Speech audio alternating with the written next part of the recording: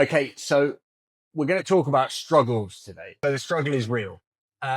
During transformations, you're going to come up against times where the needle's not moving in the right direction, and you need to have some strategies to step in for it. In today's video, Aaron and I are going to talk about two really common types of obstacles we come up against with certain particular types of clients, and hopefully walk you through some tools that will help you overcome those issues. So first off, Aaron, you are a working parent. You have a young daughter. Yeah. Really common, in particular here at Embody, we have lots of people who fall into that category. Yeah. What are the most common issues that you come across with young parents? It'll be lack of sleep, just because you're up through the night, either doing night feeds or disruption with your young toddlers. And then again, probably lack of time because you're so busy through the week if both parents are working, and then you've got stuff to do with your kids. And then probably poor choices through them too. So lack of time, lack of sleep.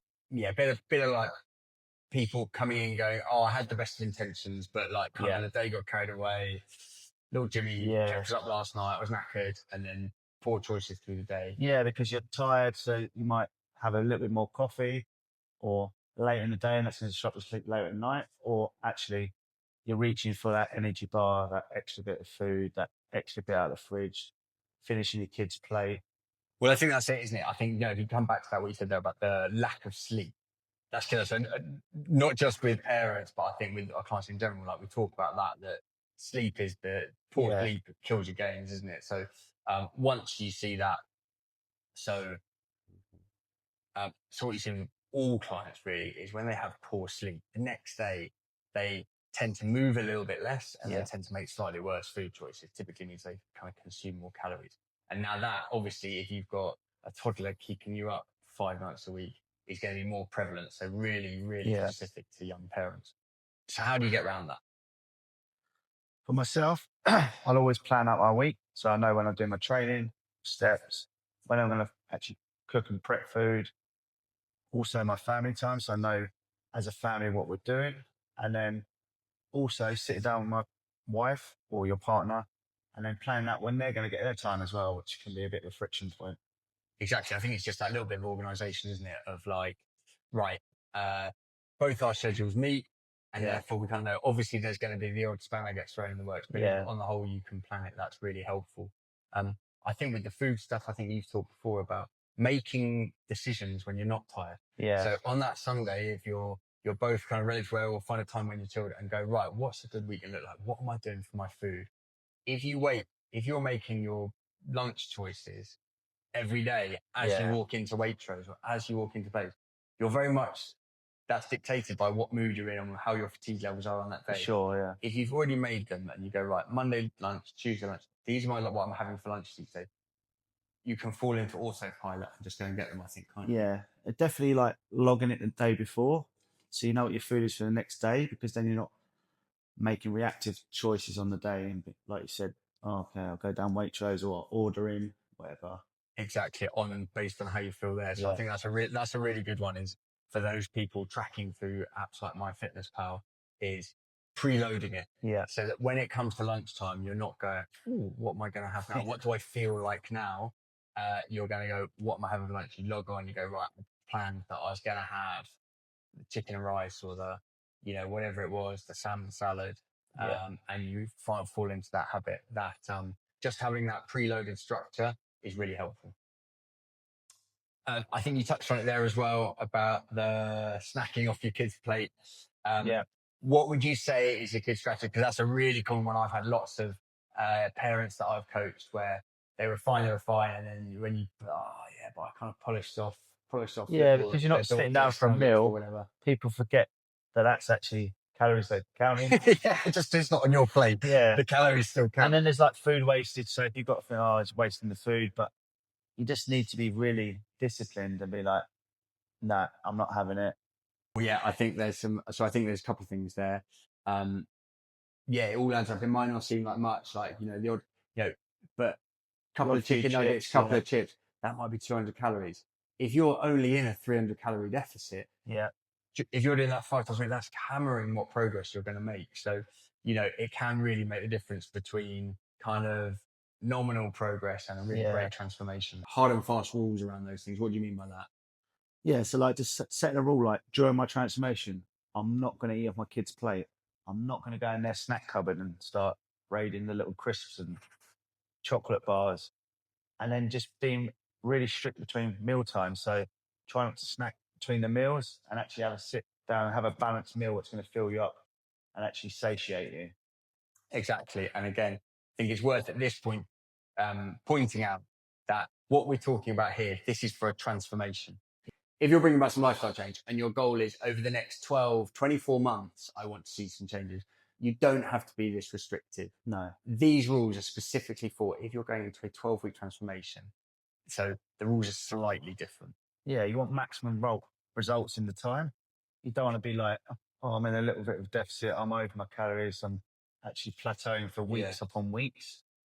You want to be disciplined from the start and actually maximize your time and results. Like 12-week transformations, they are at the sharp end of our industry of what we're doing. They're not for everyone. No. You've got to probably be at a certain point in your life with a certain amount of bandwidth to commit to it. And again, like a lot of this stuff to some people may sound overly restrictive.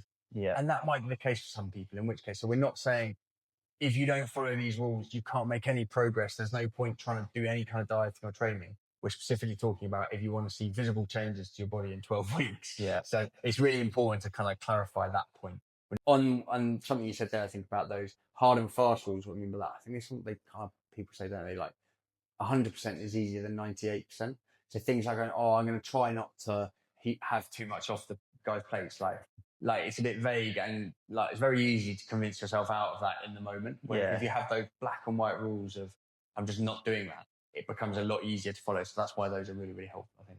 Okay, so next up, I'm going to talk a bit about weekend warriors. For very much weekends are around social life. They're strict Monday to maybe even Friday afternoon, and then the Friday afternoon to Sunday.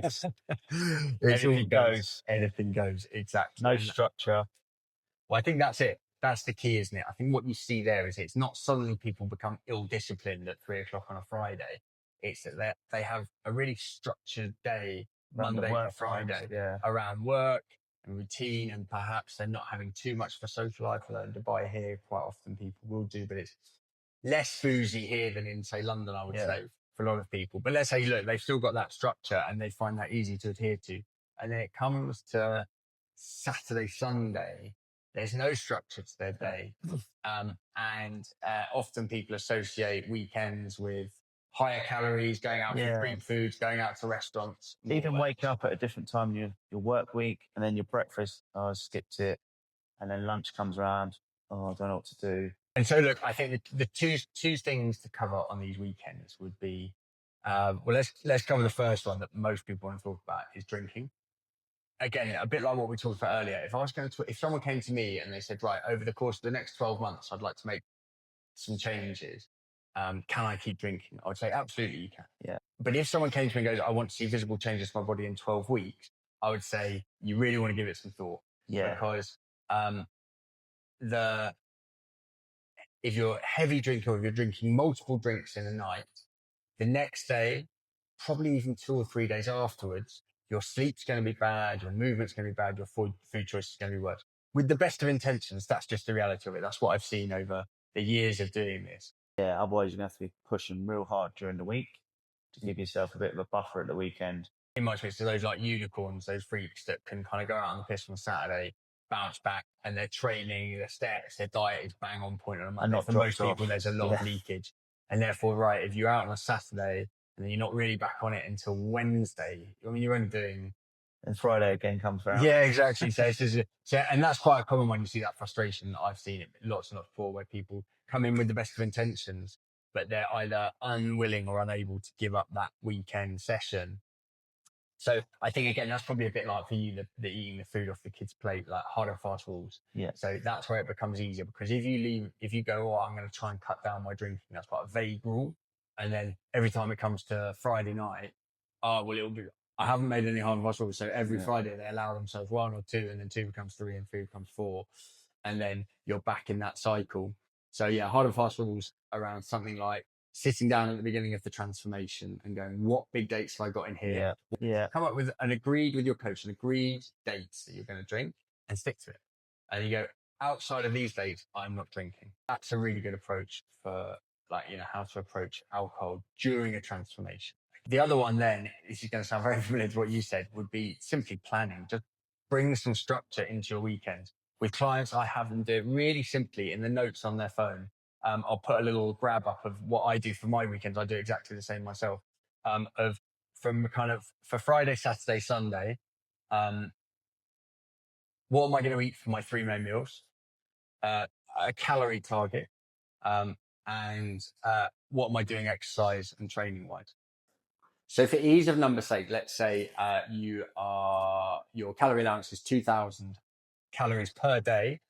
If you're one of these kind of weekend warriors, someone that likes to indulge a bit more on a Saturday and a Sunday, what I would encourage you to frame it as is having 14,000 calories per week. Monday to Friday, if you take 400 off, so let's say you give yourself 1,600 calories Monday to Friday, that's going to give you an extra 2,000 calories for Saturday and Sunday. So instead of 2,000, your calorie allowance on Saturday and Sunday is now 3,000. And that suddenly becomes more manageable with going out for a brunch or having a nice dinner out. And what I would encourage you to do is plan ahead. Obviously, you can be reactive. If you have an unexpected big weekend, you can do the same at the back end. But I would really encourage you to try and plan as much as possible. Be proactive, get ahead of it, plan ahead, because what you're going to see with those behaviors, you're just going to see a better result at the end of the 12 weeks. As you can see with both those problems, the solution is pretty much the same. Plan your week or weekend, set some hard and fast rules around problem areas, and then use and lean on your coach when you're struggling.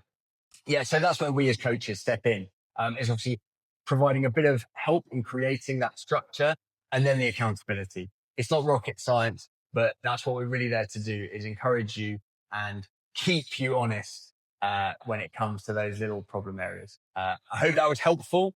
We'll be back again next week with another video.